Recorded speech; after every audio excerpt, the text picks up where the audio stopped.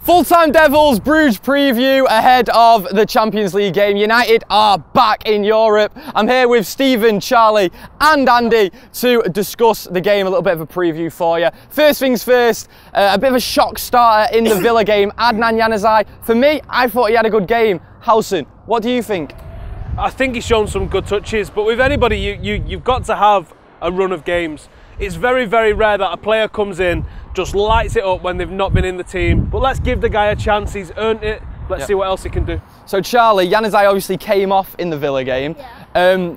Do you think that means he could be playing against Bruges, and do you want to see him playing? I'd love to see him play against Bruges, but I also think that if we're going to deploy him anywhere, we've got to try and deploy him centrally. I don't think he's quick enough to be a winger, nor is he really strong enough. Only being such a young kid, it's obviously hard, especially in the Premier League with all them physical talents. So I think he's definitely, but technically on the ball, he's absolutely amazing, isn't he? Yeah. Like, I don't think there's too many players in the world better than him technically. So going up to the Bruges game, obviously completely different competition. We're in Europe now. Would you rotate the squad? Do you think that tactically we need to change things around, or would you carry on going as we are? Because we have 1-2 on the bounce. I stick with what we got, because you need your experienced players for the home leg, and if you get a good advantage at home, it sets you up for the away tie in Bruges. You definitely need to change it a bit, definitely, but defensively. But yeah, you need your experienced players from the previous campaigns, and we do have quite a vast experience of European experience there. Definitely. Charlie, what about you? Do you think we should have experience, or maybe trying a bit more youth? I think that a mix, really. I think that he's going to keep mainly the same base as the squad that we've seen play Villa and Tottenham, but I think there's going to be 1 or 2 changes in both the home leg and the away leg. So I think we're going to see a few changes, but mainly the same team. Cool. Howson, what about tactically? Because in Europe, obviously, it's almost a completely different sport at times when you're playing European teams. Do you think we need to play different players? I would probably like to see a very experienced midfield 2 of Schweinsteiger, Carrick.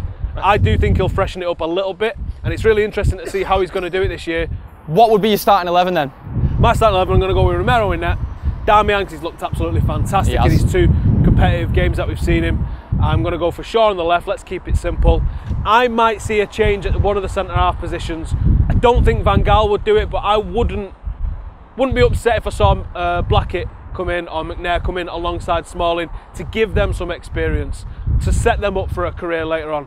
Schneiderlin covered every single blade of grass against Villa, and I think he probably deserves a rest. Let's use him against Newcastle. Not your game, son, sit this one out.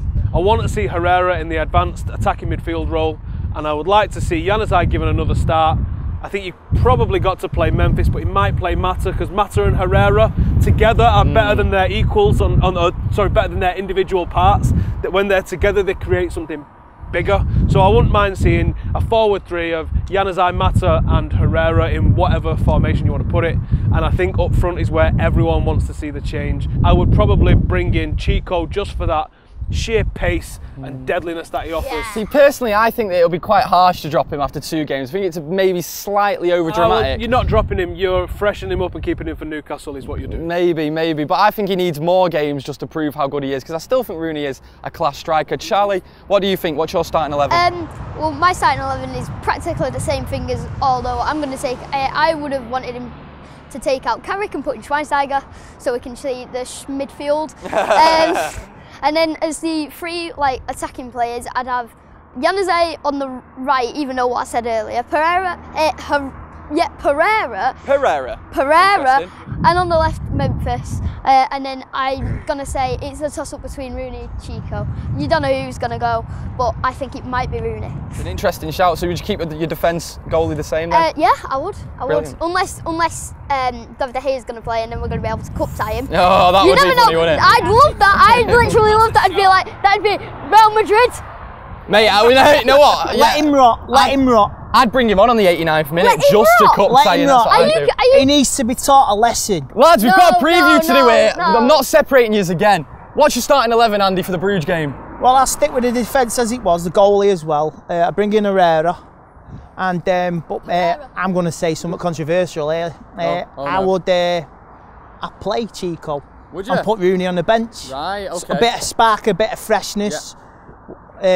We need a major striker before the end of the window. Who we're going to get? Do you really think? I mean, it's been 2 games. I'm not saying that I think Rooney's going to have a brilliant season. I just think it's maybe slightly harsh to judge him after 2 games. No, you know? no, you're not judging him. You just like you can't put a burden on of a player of his talent. Squad management. It's not dropping him. It's squad management. It's called rotating. Everyone does it. He's the captain, done it. Yeah, but so what? What matters is on the pitch, and we've got to put the ball in the net. If they get an away goal, we'll have to score 2. Yeah. So, and we need a clean sheet. We need fresh legs for Tuesday. Who's your captain then on Tuesday? Oh, I'll go with Blind. Blind as captain? Yeah. That's an interesting shout. Yeah. Oh, are you scared of anyone from Bruges, Charlie? Do we know anyone from Bruges, seriously? I do. There's this one striker, 19-year-old kid, 6'5". Oh no! 6'5". Oh, I don't like the sound of it already. He's quick as well. Right. No. Yeah. He's called Alari. Alari. Yeah, so he's going to be, and they've got 2 midfielders called Vormer and someone else, but they always play essentially for the club, and yeah, so they're going to be trying to put through balls in over the top, whatever they can do to try and get into that striker position, try and give Alari space so he can finish the ball. So you say he's 6'5" and he's rapid and 19 years old? Yeah. Right, I know why I'm signing on FIFA when I get in. Howson, are you scared of anyone? They are going to have some sort of talent, and they're not in the European Cup for nothing. So you do have to worry about them. But this is Manchester United, and we're talking about hitting the quarters, the semis, and maybe even winning the thing next year. So we have to look beyond these, and we have to just do the job. Right, dead quick, score. I'm going for 3-0 United. 3-0. 2-0 home leg, 1-0 away. Professional 2-0. I'm saying 2-1 since no one else has said it. Right guys, that has been your preview for the Bruges game on Tuesday. Make sure you check out all the other videos, give this a like, subscribe to us as well, and make sure you check out the Football Republic channel as well. The link is below. Make sure you check that out. We're going to be doing loads of videos with them guys soon. So yeah, see you next time.